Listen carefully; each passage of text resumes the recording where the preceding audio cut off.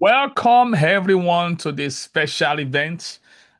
This is a real special event, and what we'll be doing is very unique, is very special. We'll be learning a lot, and we are looking at how to read more books and leverage the knowledge to increase your influence with people for good. Don't forget, the essence of learning how to read more books is not to brag about, to let people know how much book you are reading. No, no, no, no. That's not the purpose. The purpose is how we can benefit humanity. It's very important.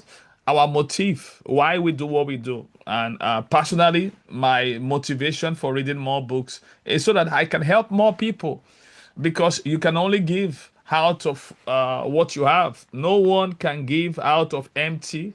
We all can only give out of plenty. So that is what it's all about. So I want to start with a story. A few years ago, there was this great leader that was invited to speak for a large corporation. And this great leader, because the person that invited him, there was a need in the house. The organization is going through some leaders that are young, energetic, dynamic, but they are stuck in their growth. They are having an stunted growth, and these people have been they were just stuck in their growth. So the CEO of the organization invited this great leader to speak. And this great leader came and to speak. And before he started his presentation, he asked a simple question.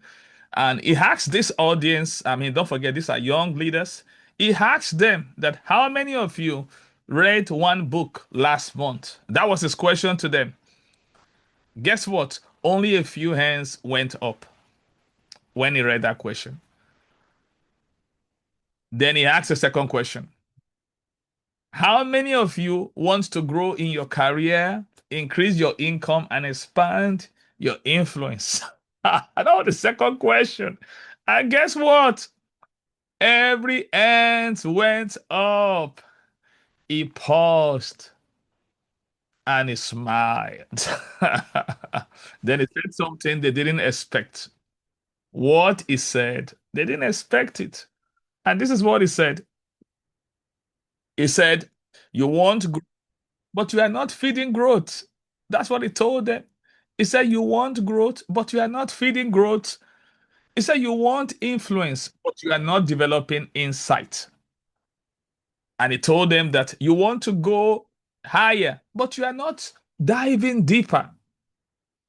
He said, You want to increase your income, but you are not increasing your growth. And he now said something. He reached out into his bag. Then he brought out a book. And he pulled out that book from his bag and said something. He said, This book is a conversation with someone who has gone where you want to go. And that's what a book is all about. Anytime you see a book, any kind of book, no matter who's is the author of the book, I'm holding a book by my mentor, Dr. John Maswell, and holding on my own latest book too. Every book that you see is a conversation with the author. Every book that you see is a conversation with the author. And one thing about book is every chapter is a shortcut to wisdom. A book gives us an opportunity to sit at the table of greatness. That's what books does. They give us that opportunity to sit at the table of greatness, even with people that have died long ago. Their wisdom is still on. That's one of the beauty of writing books. They leave the clues behind because success always leaves clues. One of the billionaires that ever lived in America, Andrew Carnegie, is a Scottish immigrant that came into America. And this man, after he made a lot of money, one of the things that Andrew Carnegie did is this. He donated a lot of money for the free library. That's why we have free libraries in America today.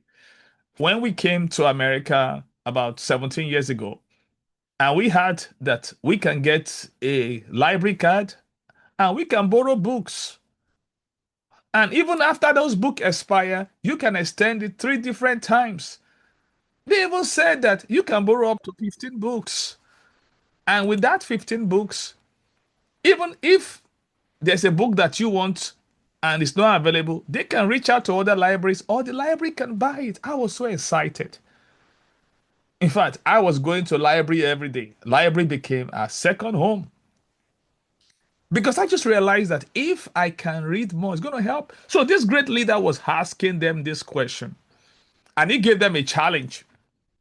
And he said to them, he said, if you just read 10 pages a day, that will amount to 3,650 pages a year. And that will be like 10 to 12 books in a year.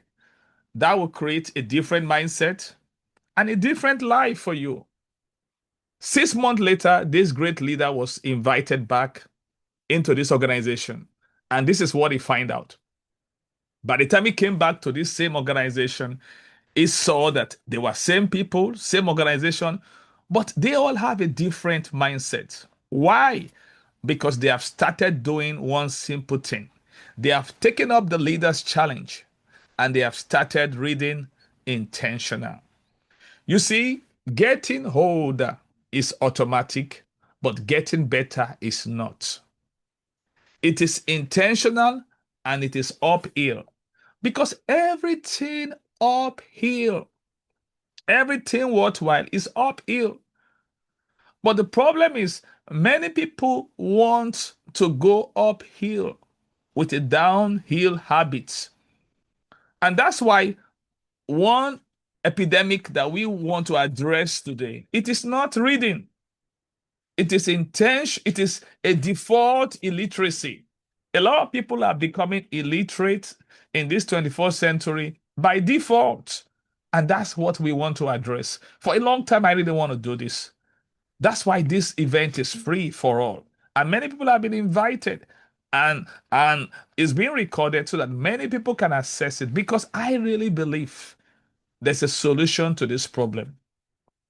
Now, one question I want to ask you all is you can reply me with a reaction button.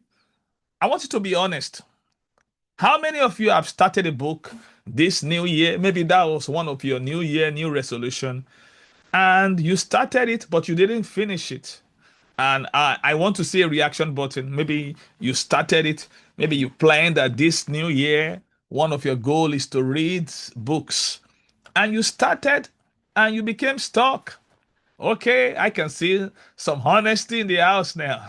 I can see some honest people. Listen, I mean, we all have been stuck. Listen, me too. I have been in that shoe before. I used to be that kind of person. And one thing about an unfinished book is it's going to haunt you.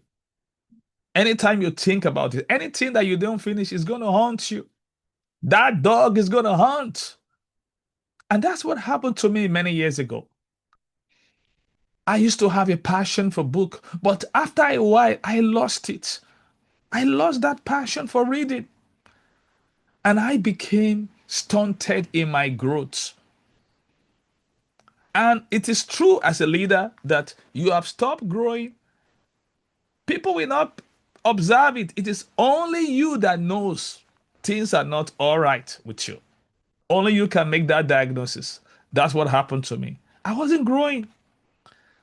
I would hold that book. I know the practice of always have a book, which is a good habit, but the bad habit of not reading is not helping me.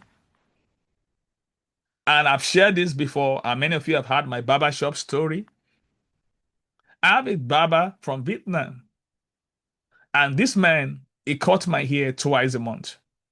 So I begin to go to his shop. I've been taking the book for a while now. He's not said anything. But one day the man just observed that this guy has been coming here with the same book. And he now asked me a question. One day he was courageous enough to ask me that, are you still reading this book? I just answered with a passive response because I wasn't really helped because I knew he has taken time to pay attention to it. And I said yes. But I keep coming, like I see him every 2 weeks. He will ask me the question. In fact, later on, I stopped asking him. I would just be quiet. But he doesn't care. He will still ask the question. I used to read in this book. Then one day, I decided to keep him quiet. And I was thinking that what can I do? I knew I have a problem, but I don't have I was stuck. I need help. I need somebody to help me. Maybe it's somebody that I've created a system for reading.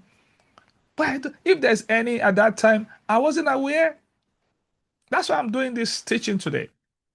So it was a real challenge for me. So, but my real emergency challenge then is to keep this Baba quiet. So I took a different book. So when I came into the shop, he saw a different book. He kept quiet. I was really happy. But that happiness was short-lived. It wasn't long term because my conscience came alive. And what I found out was God used the Baba to wake up my conscience. And I began to look for a way out of it. It took me many years after I joined the Maslow leadership and I began to really find out. So one day I was watching a great leader and he was sharing this principle about habit. That was Craig Rochelle. And what he shared that day stood out to me. And I was able to take the principle that he shared and had something else to it from what I've learned and came up with a framework that I've used ever since. I've shared this framework with so many people and I'll be sharing with you today. And that is the framework that we'll be talking about today. Because the main thing I want you to know is this. I believe everyone in this room want to grow because that's why you came. And as many that are still going to join us. So the thing I want to show is that today I'll be showing us and what we need to do. So let me just share with you because I've prepared I've prepared something special. And what I've prepared is so special. What we're gonna be doing today. I want to give you that agenda so that everyone can be on the same page. What I have prepared today. I want everybody to be on the same page. Like I said, the theme today is how to read more books. How to read more books. It's actually how to read more books and leverage that knowledge to influence others for good.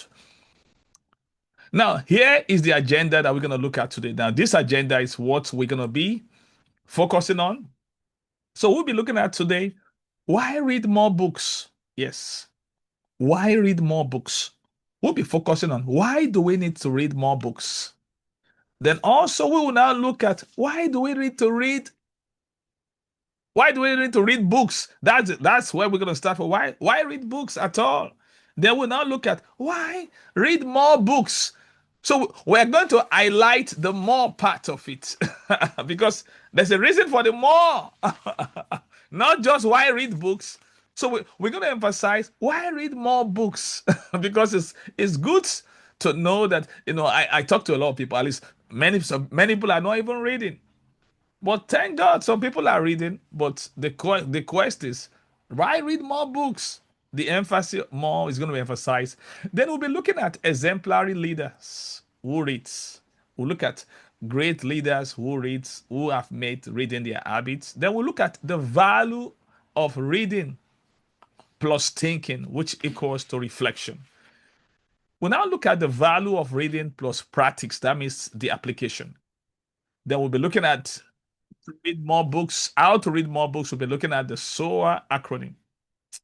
Then we'll now we conclude with the leader's pathway from knowledge to influence, the reading acronym. So, like I said, that is what we have before us today. But first of all, one thing I want to highlight right here is this. I want everybody to take note of this. There are 7 areas that we need to grow. I want you to consider those 7 areas. Because most of the time people want to grow, they want to grow, they want to grow, but they don't even know what area to grow. So let me give it to you. I learned this from Dr. John Maswell. 7 areas that everyone needs to grow. Number one, the first five is what we call clear. CLEAR, clear. C is communication. You need to grow. We all need to grow in communication. At the moment, I'm doing a communication training. In fact, as soon as I finish this masterclass, I'm going to I have a class, I have a 2 p.m. class. And I mean, that's coming up in less than 90 minutes. And time now, that's the season 3. We've been doing that. So we need to start with our communication. Then the other area that we need to grow is we need to grow in our leadership. We need to grow in leadership. Leadership is something that needs to be developed. We need to grow in our leadership. So another area that we need to grow is equipping. That means growing others. Because if you want to do great things, you need to learn how to work with others. So growing others must be a priority, not just growing yourself. Because if you want to do great things in life, you will need others.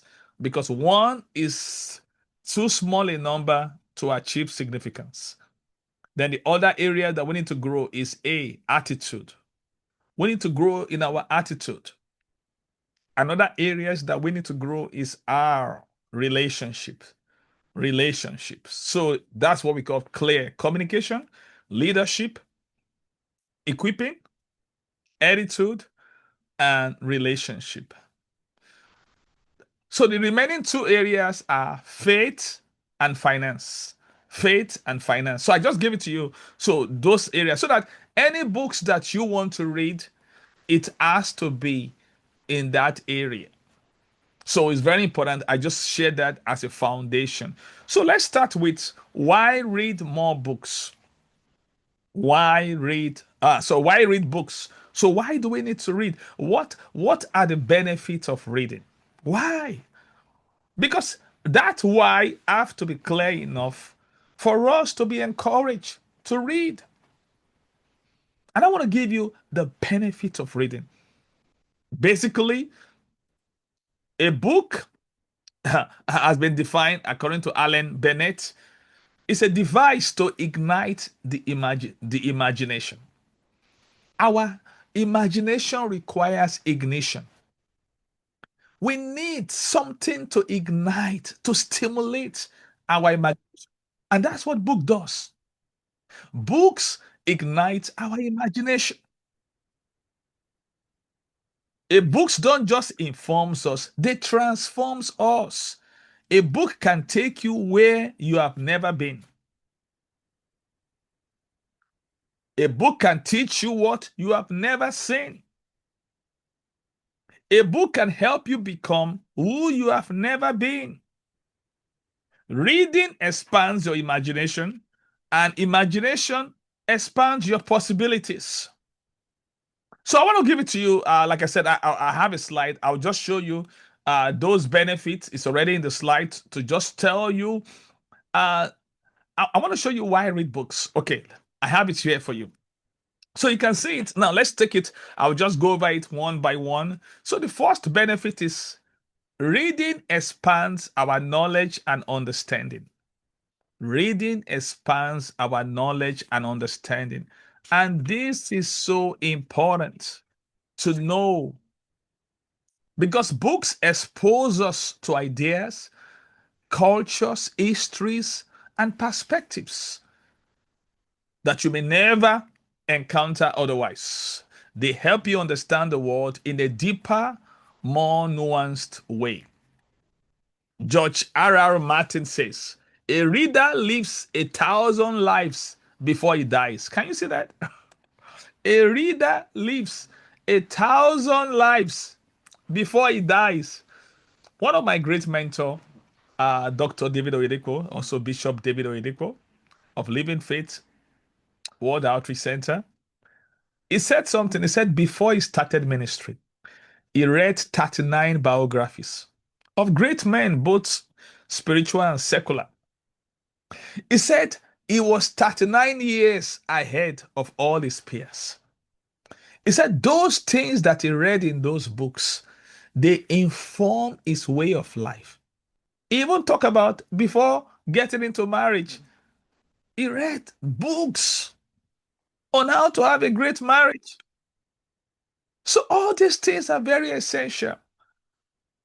There's no great life that happens. There's no one can coast their way to the top.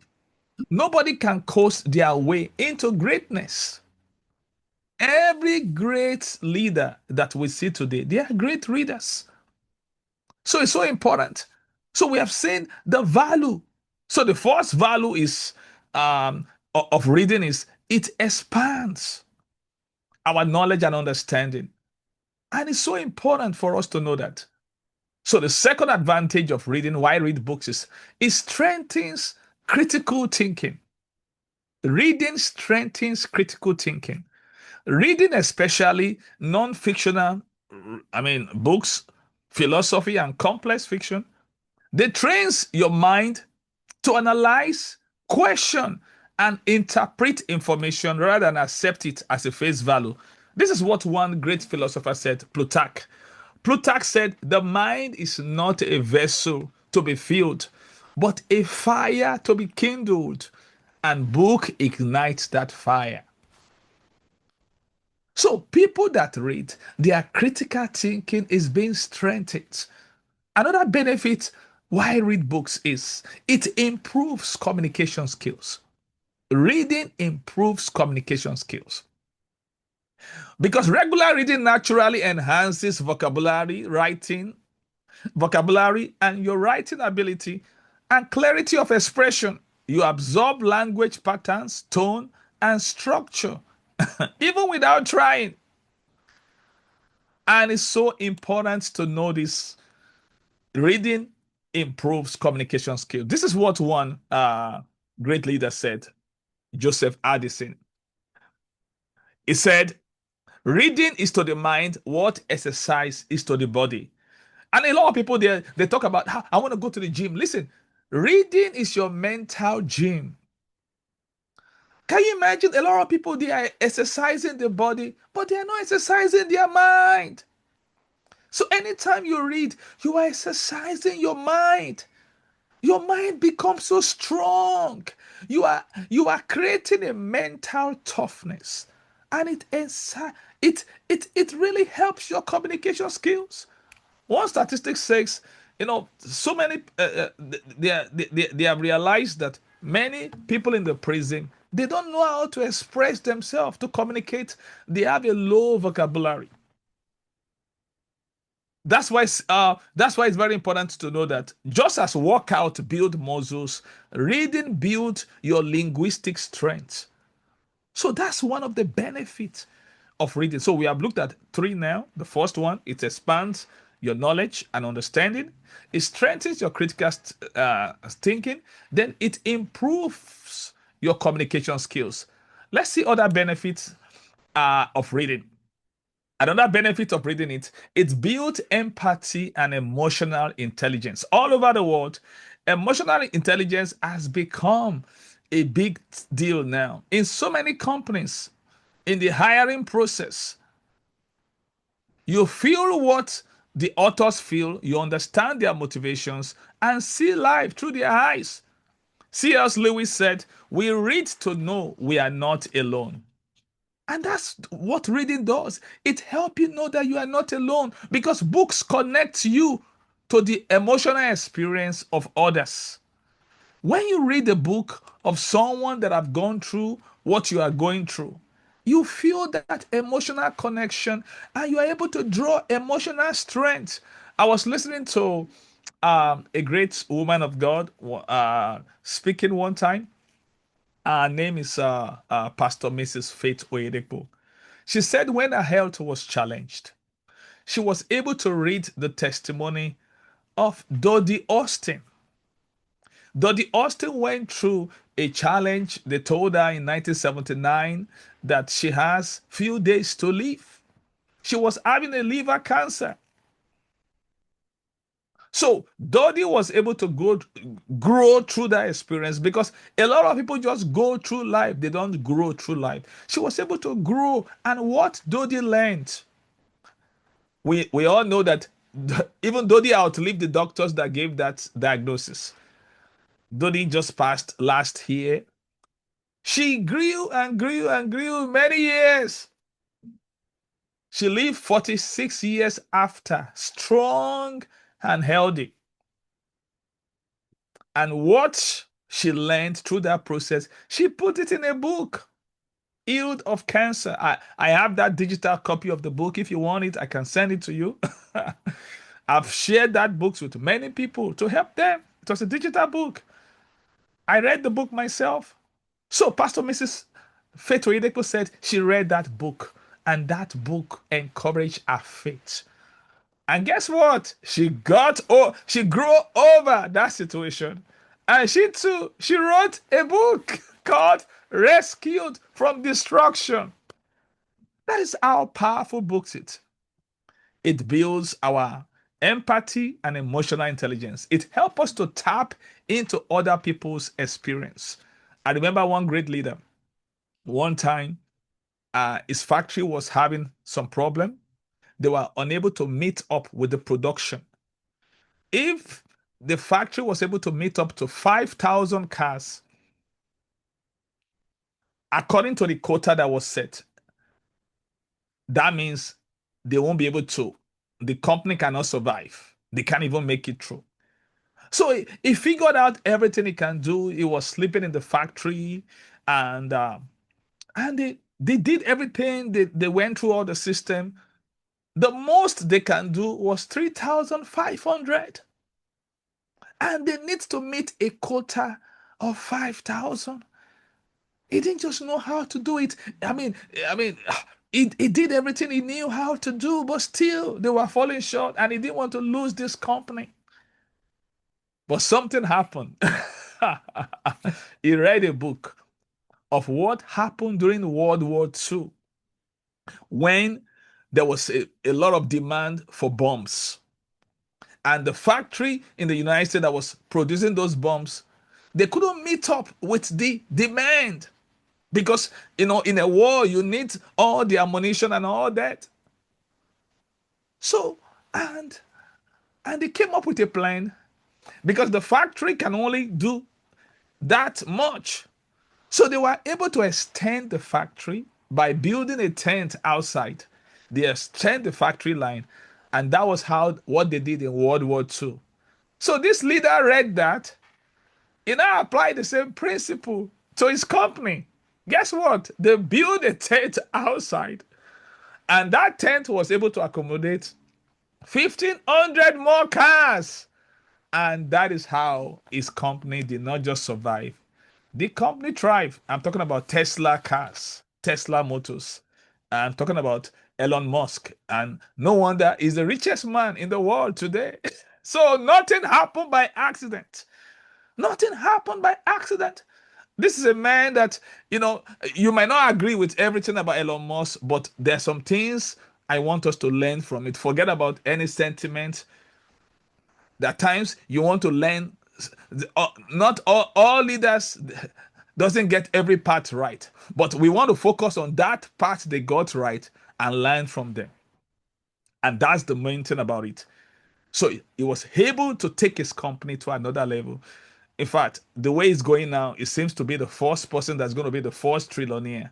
But everything because of book. I read his biography, and I saw how he became a voracious reader. He read, they tell him, how did you learn rocket science? He said, I read it in the book.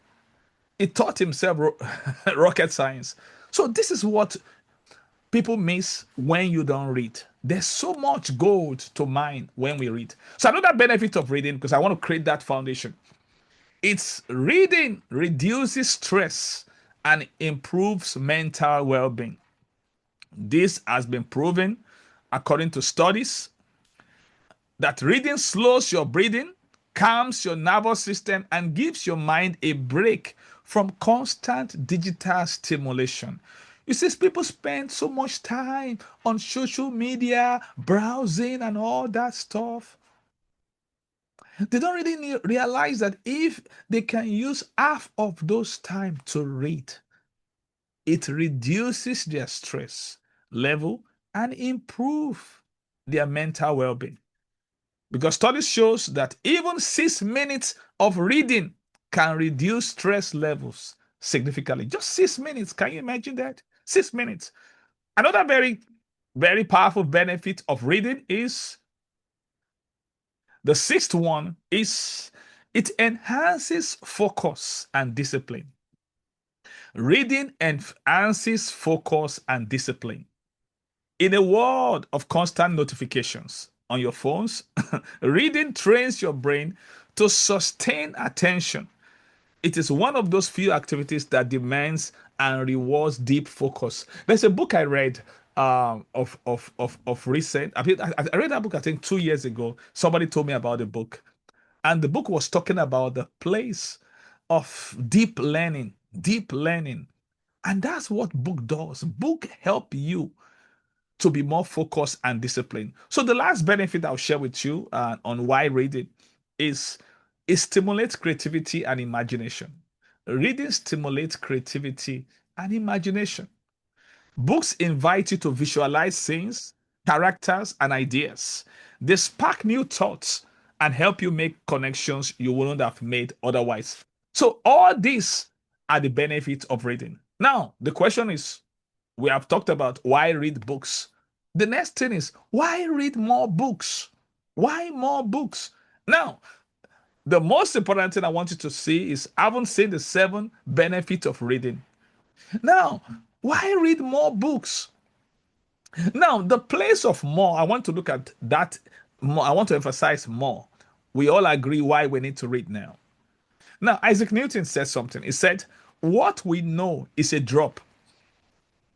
What we don't know is an ocean. I want to pause right now. Think of this statement. No matter what we all know, as either individually or corporately, Isaac Newton said it's like a drop. He said what we don't know is an ocean. Can you just compare that? Can you fathom that? So when you understand that, I will now ask myself, then why should I just read one book when I can read more books? If all I know now is just a drop, then, in fact, Dr. Joe Maswell said he has to take speed reading. He has to go and learn how so that he can be able to read more books. That's what great leaders are doing. Great leaders are not just readers, they are readers of more books. One time before, when he was still alive, Dr. Miles Morrow, it was somewhere he was speaking, and he told them that he read 4 books every month. At that time, I said, oh, at that time, it's like, how can someone read 4 books in a month? It was too much for me at that time. I just couldn't find, because I've not discovered a system for reading then. That means 1 book per week. And in fact, there's some leaders that does more than that. So why read more books? The more you read, the more you realize how much you don't know. Currently, I'm doing a communication training now. Because of that training, I have read 8 books on communication. Most of them, I finished those books. I'm still reading some of those books. But I just took one this morning on Steve Harvey. Had it that make the 9th book on communication, just communication alone. I have other books I'm reading with different topics. And the more I study communication, the more I just realize that I don't know. One of the books I just finished it yesterday is called Super Communicators. I have never heard about that book before.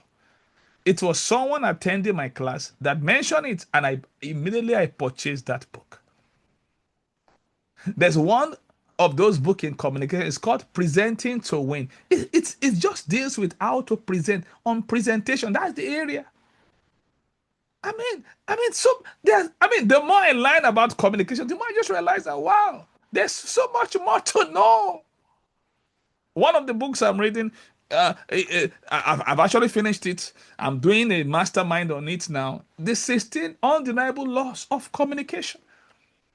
For in this season three communication training, we were taking each law one week by week. Another way I does it is that I cap it up by giving them the acronym. Let's say we do the law of last week, we focus on the law of leverage. We close with the acronym for leverage so that people can retain and apply it. So what I'm saying is that is the advantage of reading more books. The more you read, the more you realize how much you don't know and you want to read more. It's a feedback loop. And the more you read, the more humble you become. Now, watch this. Little knowledge is what pops up. Little knowledge leads to arrogance, but much knowledge creates humility. And that's the thing about it. I used to think that if people have much knowledge, to bear. No, the more you know, the more humble you become. Because you just realize that there's so much more that you don't know. Don't forget what Isaac Newton said. He said, what you know is a drop. So just imagine anytime you drop a book, that's a drop. You take another book, that's another drop. Another book, that's a drop. But guess what? What you don't know is it's an ocean. Can you imagine how many drops makes an ocean? That's a lot. And the more you read, the more valuable you become. You see, what books does is book enhance our value. Now, I want to say this. Everyone is valuable. But what I'm saying is it enhances the kind of value that we bring to others. That's what I'm talking about. Because what separates the overlooked from the unforgettable is value. What determines your respect in marketplace is the value that you bring. And those value become a possibility when reading becomes your default system. So leaders who read more, think deeper, they speak better, and they influence stronger. So let's look at some exemplary leaders. We want to just look at some of them. Some of those leaders, let's just look at those exemplary leaders. I'm going to just highlight just a few of them, and there's a lot of them, and I believe that we all know great leaders are readers. So let's just highlight some of them. So we have people like Abraham Lincoln, Warren Buffett, Elon Musk, Margaret Thatcher, Theodore Roosevelt. In fact, we even have Franklin D. Roosevelt and Eleanor Roosevelt. Nelson Mandela, Winston Churchill, George Washington, Thomas Jefferson, and Benjamin Franklin. In fact, talking about Benjamin Franklin, and according to I am privileged to have read his biography. I just finished this it took me a while to read it. I was reading at least a minimum of 2 pages per day. My goal is to read at least I give it 10 minutes. And now it's a very big book, almost like 7 something pages. I was able to finish it. It was written by Isaac Watson. It's a very powerful book. And so he had only 2 years of formal education, Benjamin Franklin. But he was an autodidactic. There's some people that we call autodidactic. They are self-taught. He was self-taught. Frederick Douglass, that was born into slavery, was self-taught. Booker T. Washington was self-taught. I mean, there are so many leaders that were self-taught, like Benjamin Franklin. He only have 2 years of formal education and is one of the greatest minds in America today. There are many American presidents that you don't even remember their name. But Benjamin Franklin, he was not even a president, but nobody can forget him. He was self-taught. In fact, according to his biography, he preferred to starve, to go without a lunch, than without a book. He will starve himself. The money that he's supposed to use to buy lunch, he will use it to read. So we have also Warren Buffett. Is one of the clearest modern example of a leader who was built his success on reading. According to a study on him, he reads about 500 pages a day. In fact, he delegated most of his work so that he can spend more time for reading. Early in his career, he used to read 6,000 to 1,000 pages per day, early in his career. And he calls reading the foundation of his decision making. He likes to read about companies before he buy shares in any company. He once said that knowledge builds up like compound interest, and reading is how he accumulates it. What about Bill Gates? Bill Gates, we know, is a voracious reader. He reads around 50 books in a year, and he treats reading as a discipline. He takes notes in the margins. He reads across science, economics, history, and philosophy. He credits reading with shaping his worldview and business strategy. He said that reading is the main way I learn new things. These are great leaders. And I've talked about Elon Musk, how much our reading really helped him, has helped him to grow his company. Elon Musk he credits books for giving him the mental models to build SpaceX and Tesla. His famous line is, I read books when asked how he learned how to build rockets. So another one I want to really highlight is Abraham Lincoln. Abraham Lincoln has almost no formal education. So he built himself through books. He taught himself. He read how to, he read himself how he sat for the attorney exam, how he became a lawyer. He was self-taught. He read law books, Shakespeare, even he read the Bible, political philosophy. He developed his eloquence and moral clarity through reading. His leadership was shaped by the idea he absorbed from literature and history. I read his biography, and the biography that I read, it talks about it's a book on teams, written by Doris Kian Goodwill. It's a very powerful book, and the thing about it is I learn a lot by reading. It's a very big book, about 700 pages. And like I said, how do you finish an elephant? You eat it bit by bit. And that's what happened when you read books like that. I learned that from Dr. John Maswell. He said when he read that book, he was reading it bit by bit. Now, I want to highlight a female leader here, and there's a reason why I'm doing this. Now, this female leader I want to highlight right here is one of those leaders that I listed. She is Margaret Thatcher. Margaret Thatcher's reading spanned memos, biographies, policy, analysis, and historical works, indicating a deep engagement with both personal history and political strategy. She often reflected on her own experience as seen in her memo while also studying the works of others to refine her thinking. Now, this is her famous quote. I know many of you will have heard it before. She said, watch your thoughts, for they become words. Watch your words, for they become actions. Watch your actions, for they become habit. Watch your habit, for they become your character. And watch your character, for it becomes your destiny. So this reflects our own reading as self-cultivation. So all these things that we have seen leaders, great leaders, who show us through their reading. And I mean, time will fail me to mention so many of them. What about Nelson Mandela? Nelson Mandela turned his prison time into reading. He turned his prison time into reading. He was learning, he was growing. What about Winston Churchill? Winston Churchill is a voracious reader. Reading shaped his writing, his speech, and his wartime leadership. He was able to lead Great Britain against the Nazi because of what he read. What he was exposed to. He used reading to refine his rhetorical style.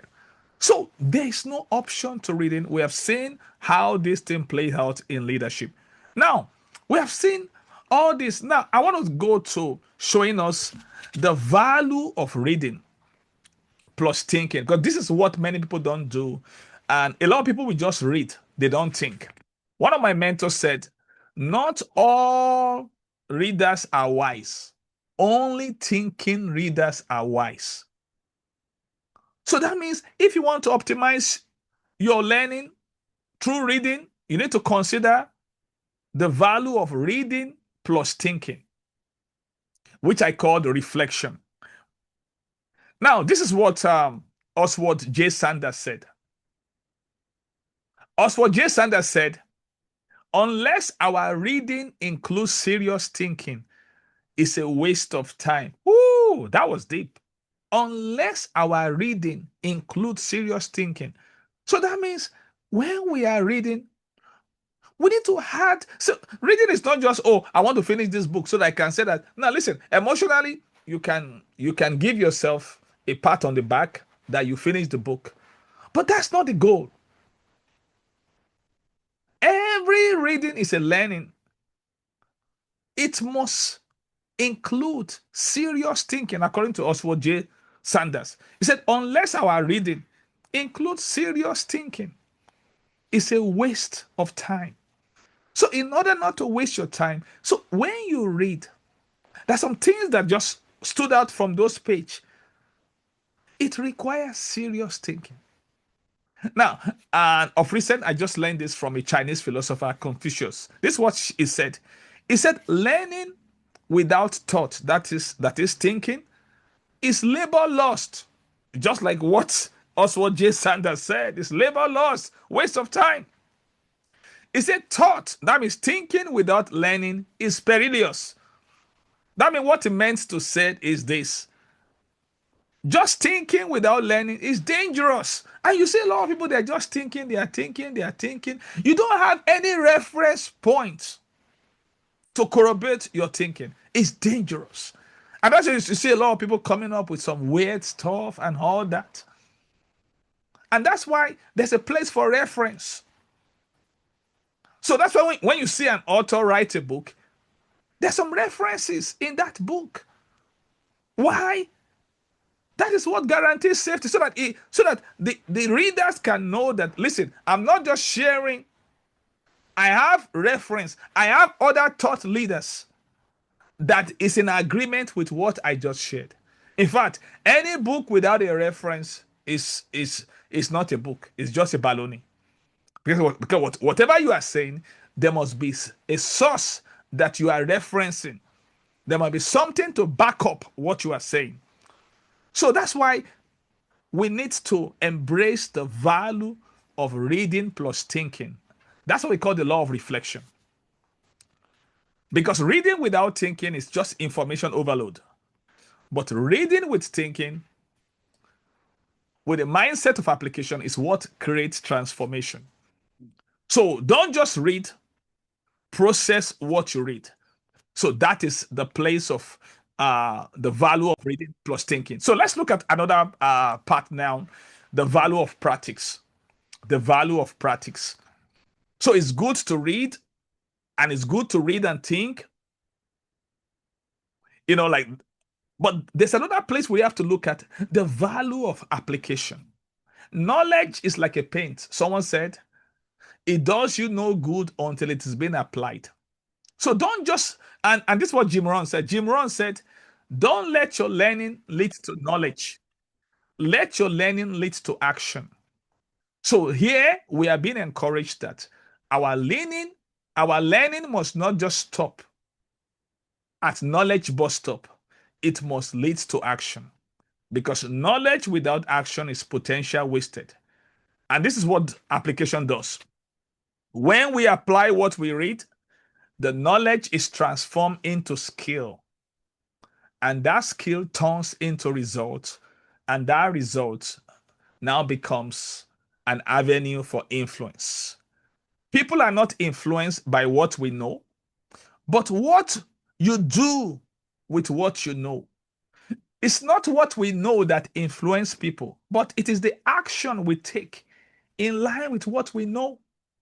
So we're talking about how to read more books and leverage that knowledge to influence people for good. So reading helps us to acquire the knowledge. But now that we have the knowledge and we put that knowledge into practice to create skills and to get results, now the action that we take is what influences people. Now, I'm about to go to another level now. So what I'm about to share is, now we've talked about We've so far we've looked at why read books, then we've looked at why read more books. We've explored also the value. We have seen exemplary leaders who read. Then also we have explored the value of reading plus thinking. We've also looked at the value of practice. That the ultimate is not just to stop at reading, but to move to the point of practice. That is what we create the result that will influence people. Now, what I want to share with you is the framework how to read more books. How to read. So, we want to look at the how. So, how do you do that? How do you do that? Now, what I'm about to share with you, I'm not sharing this as a philosopher. I'm sharing this as a practitioner because I have done this over and over myself. I've shared this several times, since I've been doing this, and this is what I apply every day. And I want you to know this. What I'm about to share with you, I don't want it to end with you. So please, you have my permission to take it and share it with others. Because the more you share it with others, the more it reinforces your learning and the more aware you become of this PowerPoint. Now, what I'm about to share with you is what I call the SOA acronym. The SOA acronym. Like I said, in my quest in studying great leaders or finding a solution to what is stalking my growth, that's how I came up with it. So, I want to look at how to read more books. So, this is the SOA acronym. You can write it down. SOA, SOAR. So the X is make it small. I'm going to break it down. Then the O, make it obvious. Then the A, make it automatic. And then the R, make it realistic. So that's the SOA acronym. So let's break it down. So we just saw the SOA acronym now. Now, let me tell you let me give you a context to the SOA acronym. We all have two natures inside of us, every one of us. We have two natures inside of us. So the first nature is the hippopotamus nature, the hippo. We all have that hippo. Now that hippo nature. Now if you look at hippopotamus, they like to wallow in the mire. That nature is what makes us to operate at our lower self. We all have a lower self. We all have that hippo nature. That hippo nature, when we feed it, we experience hippo moment. That's when we become lazy and we know what hence it. We don't like it. We are not really happy with ourselves. And the second nature that we have the ego nature. We all have the ego nature. That is our higher self. We all know the ego bird, how it flies to a high. In fact, it's the only bird that can fly straight towards the sun. The eagle birds build its nest on a very high mountain. They are high flyers. And we all have that nature in us. And that's what the eagle does. The eagle soar. So the acronym is named after the eagle bird soar, the way of flight. So, and that's how the soar is. So now let's break it down. Like I said, the X is you make it small. The O, you make it obvious. The A, you make it automatic. And the R, you make it realistic. So let's take it one by one. Now, this habit, you can use this acronym to replace a bad habit of not reading with a powerful reading habit. Now, this is how habit works. You need to really understand if you have not read Atomic Habit by James Clear. You see, most of the time, people want to replace an habit. They want to stop an habit. No, you can stop an habit, a bad habit. What you do is you have to replace it. We need to understand the principle of habit replacement. So today, let's just look at case in point, the habit of not reading, which is a bad habit. So we want to use this acronym, how to replace a bad habit of not reading with a good habit of reading. Because we have seen much the benefit of reading. Since we saw all these benefits, and we now realize we saw great leaders that have modeled it, we see how it can benefit our lives. So let's look at this SOA acronym in this slide. So the first one is make it small. So how do you do that? So let's say you buy this book and you just purchase this book, Leader Lead Yourself. It's on Amazon. Let's say you just buy the book. Now, you want to start reading this book. Now, I want to use the case in point of someone that has not been reading, that was just stuck in his reading. So the place to start with is you have to make it small. Any new habit you want to start, you have to start small, make it small. So what do I mean by that? So don't say, oh, I'm going to finish this book in a day. You know, you are just kidding yourself. So make it small. You can say, I'm going to read 1 page a day. How many of us can do that? Just, I want to see your reaction button. Just share. I mean, how many of us can read 1 page per day? I want to see your reaction button. Yes, I see some hands. Yeah, just 1 page, 1 page. I'm not saying 10 pages, one. Oh, is it only one person that can do that? Oh, I see 2 people. Oh, is it only 2 people that can read 1 page per day? Yeah. I see more hands now. Listen, we all can. We all can. But one thing I want you to know is that that's what all you can. That's what I'm asking you. Just 1 page per day. So make it small. Why? Great things are not done by impulse, but by a series of small things brought together. That's what Vincent van Gogh said. Great things are not done by impulse, but by a series of small things brought together. It is small effort that creates big successes. So just start small. Just say 1 page per day. Just say 1 page per day. So make it small. Make it small. You can do 2 pages per day if you can, but just start one, at least a minimum of 1 page per day. Make it small. Now, the second, because small habits creates sustainable momentum.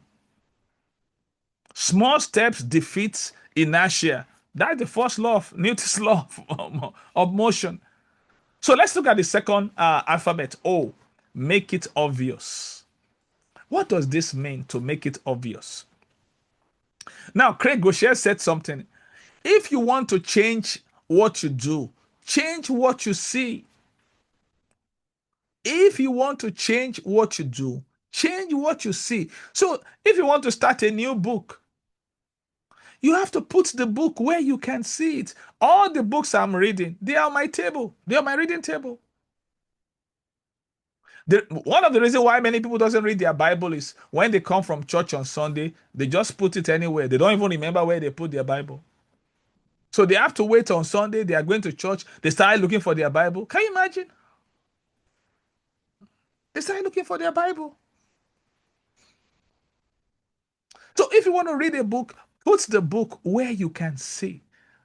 It gives you visual reminders. So that is what it means to make it obvious.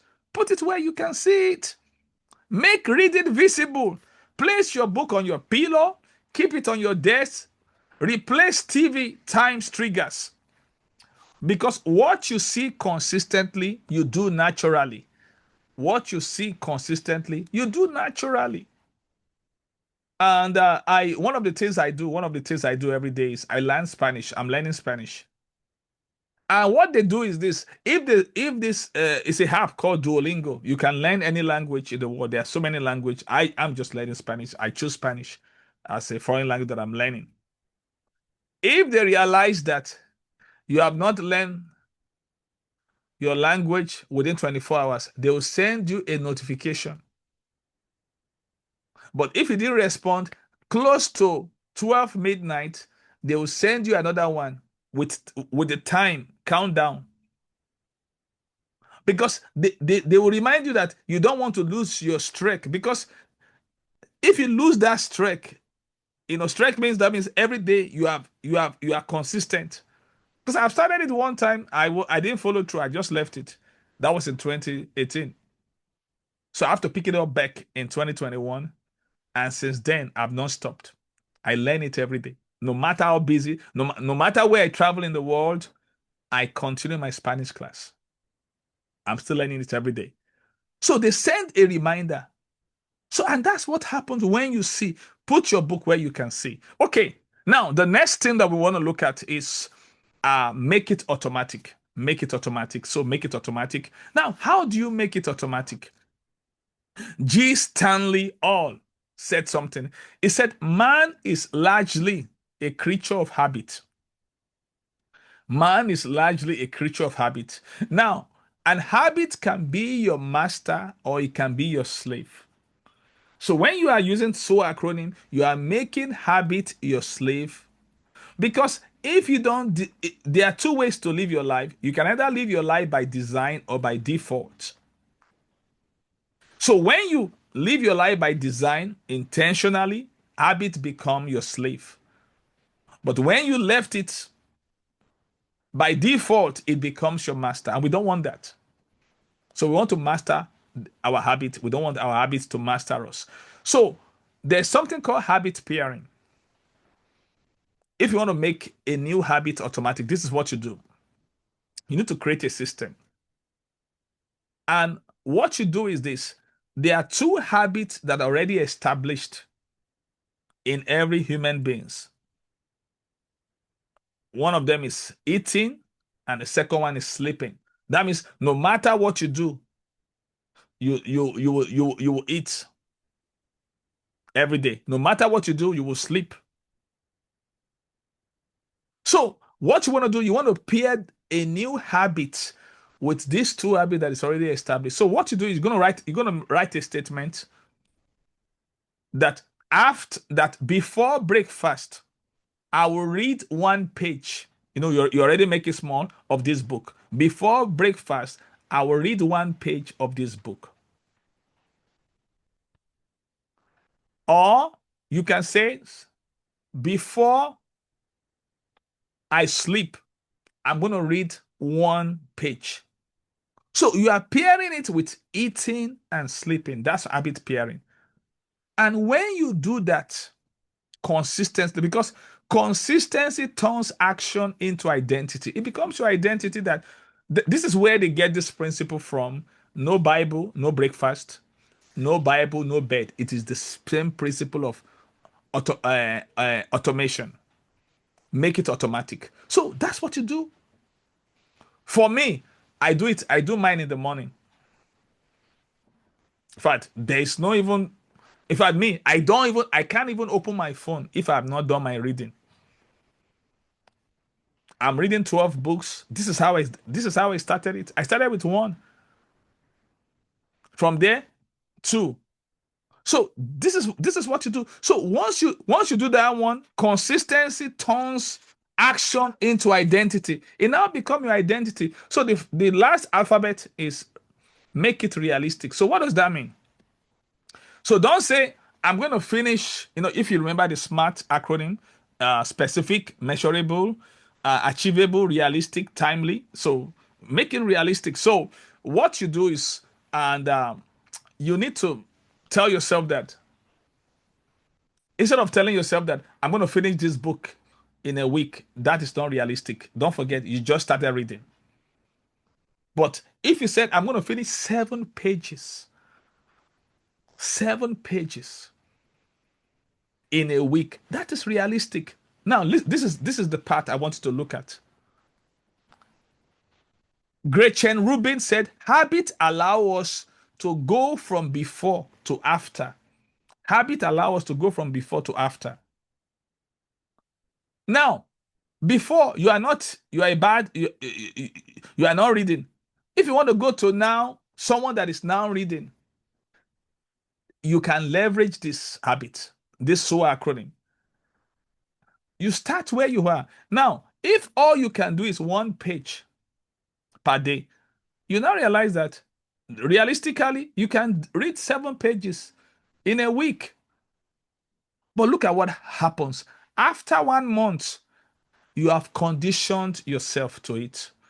You see, initially, when we are forming a new habit, our body resisted. We face a resistance. There's a push because it's not something you do before. But that resistance is a discomfort that is required for growth to happen. So don't worry about that. You will get used to it. So after you do one book successfully, you can now have the second book, 1 page per day. Then the third month, you can have another book, 1 page per day. So you are stretching your muscle. You are stretching your reading muscle. Before you know it, you are conditioned. You are making that adjustment. I started with one book. I'm reading 12 books right now. But listen, I didn't start with 12 books at the same time. I started with one. I won the battle for one. And when I became consistent with one, I added the second one, then the third one, the fourth one. In fact, I have a accountability group called Train that I created. Train means the Reading Addict Inspired Nation. So when I finish reading the book, I just finished 2 books now. So I will go and update it. I finished one book yesterday. I finished one book this morning. So I always have a replacement book to replace the book that I finished. So as an accountability, I will update, I will go to that group and share that I just finished reading this book and I replace it with this book. So because that accountability is very important. Now, I'm not doing it to show off to anybody. No, I'm doing it so that people can hold me accountable. If you like to be part of the train, you can let me know. I can add you to train. It's on WhatsApp. Because the reason is this, and I told people that are part of the listen, it's not to show off anybody that you are reading. No, it is if you a lot of people they are there now, they are not they don't do the accountability regularly. But I still do mine because I created the group. So when I report to the group that I just finished this is what I'm reading now, I'm doing it for me, but I need a group to hold me accountable. So what I want to challenge everybody is this. Start where you are, do what you can, and use what you have. Some people have said, "Oh, my schedule does not." You can do audibles if you are the type that you want to listen to. But the only thing about me is I prefer you reading. I mean, reading either digital book or hard copies book to me is better than just listening to something. So if you can maximize your reading by listening to audible, I've done it before.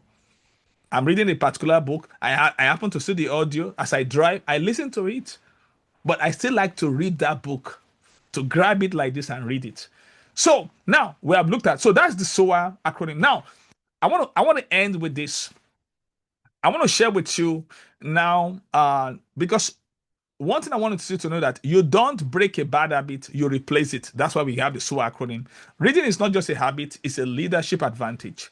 Readers become thinkers, thinkers become leaders, leaders become influencers, and influencers change the world for good. So right now, I want to show you the last part I want to show you. It's called reading. I want to give you the reading acronym, which is the leader's pathway from knowledge to influence. So we want to look at that. So let's quickly look at the leader's pathway from knowledge to influence. I will just show you the acronym, and I will get back to teaching that before we now have the Q&A session. So let's look at the leader's pathway from knowledge to influence. So we're going to look at the reading acronym. Here is the reading acronym. Yes. So let's get to the reading acronym right now. The reading acronym I want us to see is this. The first one is R, read with purpose. Then the second one out. Let me just read out. You can take a screenshot of it before I take it off. Read with purpose. The second one is engage with the content. Then A, analyze and think. Then D, discuss and share. Then I, implement what you learn. Then N, note and systematize. And G, grow and give value. Okay, so let's take it one by one. So the first one is, so I want to give you that framework of reading now, the leader's pathway from knowledge to influence. So the first one is this, read with purpose. So this is so important. This is what we call the law of intentionality. Don't just read for the fun of reading. One of the reasons that make reading challenging is a lot of people just read. for the fun of reading. So they're just no, don't. No, don't just read for the fun of reading. This is why the first R is you have to read with purpose. You need to read intentionally. So let me give you something that will help you to read intentionally. Let me give you this. This is very important. It is ACT, ACTX, ACTX. So anytime you read with this mindset. With something to apply to your life. Read because you want to apply what you are learning. You want to apply it to your life. There's so many things. Listen, if you can apply what you are learning to your life, what's the point? For instance, I'm reading 8 books now. I'm adding the ninth one today on communication. I'm adding it to my life. One of the experience I had is when I started learning communication is I had the privilege of speaking to Miss America. This is her, Miss America 1990, Debbie Turner Bell. I had the privilege of having a Zoom meeting with her. I'm not the one that asked for the Zoom meeting. She was the one because I want to invite her to speak in one of our conferences. And how did I get to know her? I was reading one book, Think and Grow Rich, a Black Choice, which is written for the African American community. So it was from that book I saw her. Her story really inspired me because she wanted to be Miss America. She did it 3 times in a state, Arkansas, where she lived, and she couldn't make it. She moved to another state, Missouri. It was the 7th year, the 11th attempt that she won Miss Missouri and now went to become the Miss America. She won the tournament late 1989. She became Miss America 1990.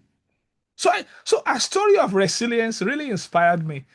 So I just said, okay, I look at her age that she'll still be alive. I Google her and I saw her website. So I just reached out to her. So she now sent me an email that she would like to Zoom with me. And she gave me 15 minutes. And 15 minutes become 35 minutes. And she said, there's no one that has ever prepared like this to meet with me before. I said, wow, that was a big compliment. And she didn't end up accepting the invitation because she said she couldn't make the conference. But I learned a lot from that experience because I used that opportunity to apply what I was learning from that communication. I learned the law of preparation. I was activating those laws that I was learning. And it worked based on the compliment. In fact, she even sent me the compliment on an email that, oh, she really want to commend me that I really prepared before meeting with her. So that's why she could extend the meeting. So apply. So when you are reading, read with the mindset of ACTS. Apply. You want to apply what you are learning. Then C, change. With the mindset of changing something about yourself. Changing something about yourself. Then T, read with the mindset of teaching others. Maybe you just learn something. So anytime you are reading, you see something that you can apply, just put A. And something you can change about yourself, just put C in your note. Then you see something you can teach others. And listen, there's so many things like that. One time I was invited to speak in Georgia at a leadership retreat. And that morning, because I read every morning, the thing I learned that morning was what I shared with them that morning. I was able to teach those things, and it was so fresh. Oh, the place caught fire. They love it. So it was fresh. And that's the beauty of learning. As a leader, when you continue, you have material, you have content. For instance, this content that I created now, they are not just chat GPT, just going to chat GPT and just, no, it's something I have lived out. It's something I've lived out. It's a product of growth. So when you are learning, applying what you are learning, changing something, the C, then the T, teaching others. You have something to teach others. Then the last one is X. Read with a mind to solve problem. Read. So those are the 4 ways to read on purpose. Read with a mindset to apply what you are learning. Read with a mindset to change something about you for better. Read with the mindset to teach others, and read with the mindset to solve problems. So those things will keep you. We keep your reading purposeful. And when it is purposeful, it becomes powerful. Because purposeful reading produces targeted growth. You can write that down. Purposeful reading produces targeted growth. The reason why many reading doesn't lead to growth is not purposeful. So always have that ACTS lens. Read with the aim to apply, with the aim to change something about yourself. Read with the aim to teach others, and read with the aim to solve problems. Those are the very powerful, purposeful reading that produces targeted growth. So let's look at the second one, E. We are looking at the acronym reading because this is the leader's pathway to go from knowledge to influence. So the second one is E. Engage with the content. Engage with the content. So how do you do that? Now, reading is not passive, it is interactive. So as you are reading, I always have a journal when I read. Let me show you my journal. I have a lot of things. I buy this journal from Family Dollars. And I mean, the last I just bought some. It's like less than $6. It's to me, it's a treasure. And one thing I like about this journal is that you will see on top of it, there are months and then dates. Months, 12 months and dates. So it really helped me to keep track of what I'm learning. So everything that I'm learning goes into this journal. And since I've come to use this system, I've been able to take notes. I can, in fact, if I put all those, the previous journal that I've used I stacked it all over, is behind me on the shelf in my reading room. So it's important to engage with the content because engagement turns reading from activity into experience.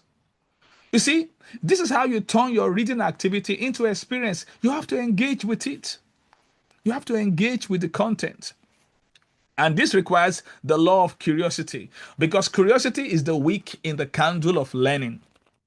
So the next thing you want to do is A, analyze and think. I'm spelling that reading acronym, analyze and think. So what does this mean to analyze and think? So this is the law of reflection. Growth catch up with you when you pause and reflect. Oswald J. Sanders says, unless our reading includes serious thinking, it's a waste of time. I mentioned that before. So you have to pause and reflect. So as you are reading something that stood out to you, you ask yourself, what does this mean? Why does it matter? How does it apply to me? Because thinking is the bridge between reading and understanding. So always analyze and think on what you read. So that is like a meditation. You are reflecting on it. So the next the alphabet in this acronym of reading is discourse and share. Discourse and share. Because knowledge grows when it flows. Don't forget that. Knowledge grows when it flows. Knowledge is like currency. It grows when it flows. That's why it's not good to hoard knowledge. A lot of people, they are learning, they become a reservoir. Don't become a reservoir, become a river. Because knowledge grows when it flows. You have to be a river. Because share insights with your peers, with your team. Teach what you learn. Have meaningful conversations. Oh, I want to share something with you. I'm just reading a book. I mean, anytime I'm reading something, Dr. Ayo, she's here, she can tell you. And, she's one of our great leaders in the LAM Global community. And I happen to talk to one of them. I'm quick to share what I'm learning. I can't wait to share what I'm learning because that is how to reinforce learning. Whenever you share what you are learning, listen, you won't lose it. You don't lose what you give. You only lose what you keep. Don't forget that. You don't lose what you give. You only lose what you keep. Because, in fact, when you share so many things, The people that you share with, oh, they will remind you that, remember that day in fact, you might even have forgotten it, but now that they remind you, oh, that's true, it just comes alive to you. So please don't hoard learning. When you share, you multiply your learning and your influence. So don't be selfish with learning. Now, I'm doing this now, it's free. So, I mean, you can have it because you don't lose what you give. So, I want to encourage you, discuss and share. Discuss, create a discussion, share what you are learning with someone. Share what you are learning with someone. The next alphabet is I. Implement what you learn. Implement what you learn. Don't let, Jim Rohn said, don't let your learning lead to knowledge. Let your learning lead to action. And Bob Taylor, which is the manufacturer of the greatest acoustic guitar in the world, Bob Taylor happens to know Dr. John Maxwell. He used to be in Dr. John Maxwell's church in San Diego, California, when he was pastoring Skyline Church. He used to be the vice chairman of the board. And but now he has become an household name now. In fact, one time I was doing a mastermind and somebody brought a Bob Taylor's guitar to that mastermind, and they live in Canada, so the product is all over the world now. So this is what he said. He said inspiration is easy, implementation is the hard part. So it's good to be inspired as you are reading, but like I said, implement what you are learning. Put to practice what you are learning. Put to practice what you are learning. Implementation is so important because application is what guarantees transformation. The next alphabet is N. Notes and systematize. Note and systematize. So what this means is capture what matters. You have to take notes. Capture what matters. See, as you are learning, there's some things that, in fact, I take a lot of notes depending on the books. So whatever stood out to you from that book, take notes. I always have a pen with me and my journal. So as I'm learning, I'm taking notes. I can take 2 pages from what I learn. Like I said, I read 12 books per day. My primary book, I finished it today. I'm creating a primary book. The new one I just took now, Steve Harvey. I just took Steve Harvey. I just took it this morning. The title is Act Like a Success, Think Like a Success. I have it all this way. I have not read it because I've been listening to Steve Harvey every day now. So it's my primary book. So I spent 30 minutes. And my goal is to spend at least a minimum of 1 page, to spend 5 minutes, 1 page. The other 11 books, I spent 10 minutes on each of them. And guess what? To discipline myself, I have watch with me. The watch I'm using before, it packed up. I just bought this one last Sunday. Now, in my reading room, I have watch all over. I have one wall clock. If I lift up my eyes, I'm facing it. Not. There's one south. If I look back, there's one east. There's one west. I have wall clock all over, but I have one very close to me. Because there's something I want you to go and Google it. It's called the Parkinson law. So when you are reading, I want to be aware there's something called the Parkinson law. The Parkinson law says work fills up the time that we allocate to it. I paraphrase. So what does it mean that? So that means if you don't have a time, if you don't time yourself when you are reading, you won't be able to track your time. Because I do my reading early in the morning, and of course I'm going to do my devotion. So everything is timed. The first thing I do when I wake up is I spend 1 hour to read my Bible. I read 4 chapters of the Bible. Then after that, I continue my reading. Most of the time I wake up after 2 in the morning. That's when I wake up. 1 hour after Bible. Then I read all my books. Then I do my personal devotion. Then I go downstairs for the family devotion. Then I go for exercise. I come back to start my day. So to be disciplined, you have to use that time. The Parkinson law. So make That's time that, so I discipline myself. My primary book, I spend 30 minutes. Within that 30 minutes, I switch to the second book. So each of those books I spend 10 minutes. And the goal within that 10 minutes is to read a minimum of 2 pages. At times I read more pages. I can read 4. But to read within that 10 minutes, after 10 minutes, I switch to another book. So it helps you to keep in touch. So these systems, that is why you have to note and systematize. Someone says system. System is an acronym. It means save yourself time, energy, and money. That's what system means. So you have to create systems. Systems are very important. So capture what matters when you read, create a personal knowledge and filing system. Organize key lessons and build your wisdom bank. I have built a lot of wisdom bank from what I've learned. I mean, I have a lot of things I can reference, some things I've learned that I can open it. If I'm writing books, I have so many things I can easily access because I have already filed those things. And I learned it from Dr. John Maswell. He said he files what he reads so that if he needs it, he can quickly refer to it. Now, this is what I want you to know. What you don't capture will eventually rapture. What you don't capture will eventually rapture. That's a solo rapture. That means you will lose it. So capture what you are learning. Put it there. Don't forget, that's a quotable quote. What you don't capture will eventually rapture. So capture it by writing it down.